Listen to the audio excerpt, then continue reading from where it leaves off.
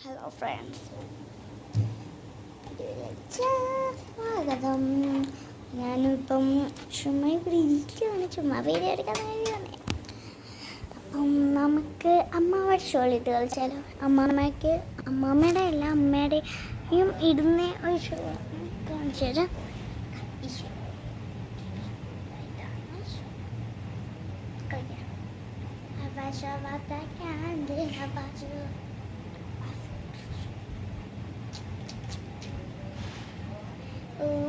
ഏതൊരു കൊറിയൻകാരുടെ ചാനലിൽ ഞാൻ കണ്ടിട്ടുണ്ടായിരുന്നു.